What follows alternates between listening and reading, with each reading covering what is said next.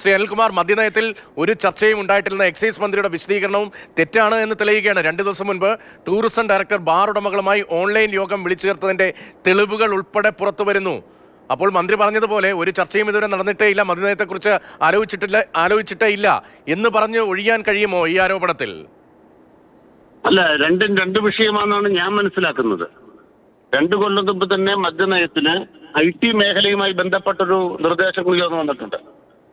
ആ നിർദ്ദേശങ്ങൾ ഈ 2 വിഷയം എന്ന് പറയാൻ കഴിയുമോ? സംസ്ഥാനത്തിന് ഒറ്റ മദ്യനയമല്ലേ ഉള്ളൂ. അങ്ങനെ ഒരു മദ്യനയം രൂപീകരിക്കുമ്പോൾ എക്സൈസ് മന്ത്രി അറിയാതെ സമാന്തരമായി അങ്ങനെ ചർച്ചകൾ നടക്കുമോ? 2 മദ്യനയമുണ്ടോ? വിനോദസഞ്ചാര മേഖലയ്ക്ക് മദ്യനയം അല്ലാതെ മദ്യനയം അങ്ങനെ ഉണ്ടോ? പ്രധാനപ്പെട്ട ആവശ്യമാണ്. രണ്ടാമത്തെ പ്രധാനപ്പെട്ട കാര്യം ബാറുകളുടെ സമയം വർദ്ധിപ്പിക്കുക. ഈ 2 കാര്യങ്ങളിലും നിലവിലുള്ള അബ്കാരി പോളിസി ഉൾപ്പെടുത്തിയിട്ടില്ല. മുമ്പ് അബ്കാരി പോളിസി ഉൾപ്പെടുത്തിയുള്ളതാണ് IT മേഖലയിലെ പുതിയ സംവിധാനത്തെ കുറിച്ച്. അത്തരം കാര്യങ്ങൾ മേഖല ചർച്ച ചെയ്യുന്നതിന് ആർക്കാ തർക്കമുള്ളത്? ഇനി മാത്രമല്ല, നിലവിൽ ഈ മേഖല പ്രവർത്തിക്കുന്ന സ്റ്റോക്ക് ഹോൾഡേഴ്സ് അത്തരം ഡിമാൻഡുകൾ ഉന്നയിക്കുന്നതിന് എന്താ പ്രശ്നം?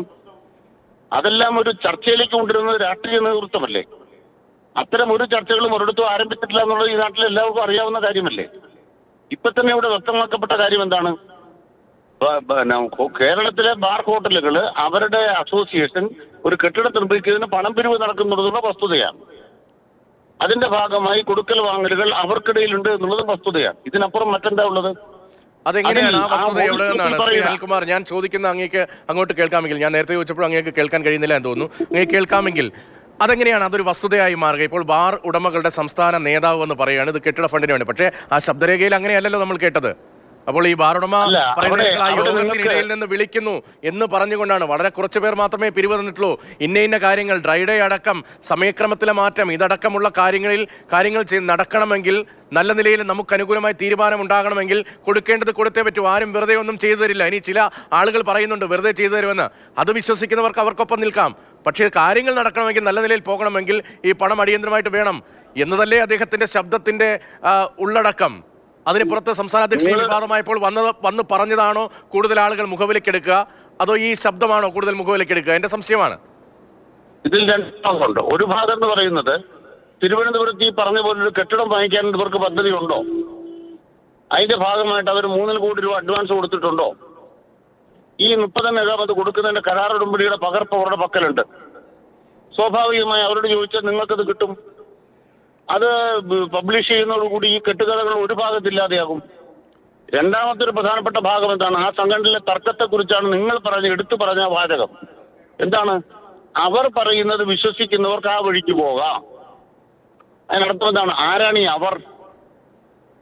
അപ്പൊ ഇവിടെ അഴിമതിയില്ലാതെ ഈ കാര്യങ്ങൾ നടപ്പാക്കുമെന്ന് ചെല്ലു പറയുന്നുണ്ട്. അതാണ് ഞങ്ങൾക്ക് തർക്കമുള്ളത്. ഞങ്ങൾ 2.5 ലക്ഷം രൂപ വെച്ച് പിരിക്കാൻ ഇറങ്ങുകയെന്ന് വേറെ പറയുന്നത്. മറ്റൊരു വസ്തുത കൂടിയുണ്ട് ശ്രീ അനിൽകുമാർ. സംഘടനാ നേതാക്കളുടെ യോഗത്തിൽ കെട്ടിട നിർമ്മാണം എന്ന ഒരു നിമിഷം ഒറ്റ കാര്യം, ഈ കെട്ടിട നിർമ്മാണം എന്ന ഒന്ന് മാറുടമകളുടെ യോഗത്തിൽ അജണ്ടയിലേ ഉണ്ടായിരുന്നില്ല. അജണ്ടയിലില്ലാത്ത ഒരു കാര്യത്തെ കുറിച്ചാണ് പറയുന്നത്. പ്ലീസ്, അവിടെയാണ് ഞാൻ അങ്ങയോട് പറയുന്ന ഒരു കാര്യം. കെട്ടിട നിർമ്മാണവുമായി ബന്ധപ്പെട്ട കാര്യങ്ങൾ നമ്മുടെ ജനറൽ ബോഡിയിൽ തീരുമാനിച്ചതാണെന്ന് ആ ശബ്ദരേഖ കേട്ടോ? കെട്ടിട നിർമ്മാണത്തെക്കുറിച്ച് ജനറൽ ബോഡി തീരുമാനമുള്ളതാണെന്ന് ശബ്ദരേഖ പറയുന്നത് ഞാൻ കേട്ടതാ. അങ്ങിവിടെ ഇന്ന് ശരിയായി ഉദ്ധരിച്ച കാര്യം എന്താണ്? അവർ പറയുന്ന വിശ്വസിക്കുന്നുണ്ടെങ്കിൽ ആ വഴിക്ക് പോകാം. അതാരാണ്? അത് സംഘടനാ നേതൃത്വമാണ്.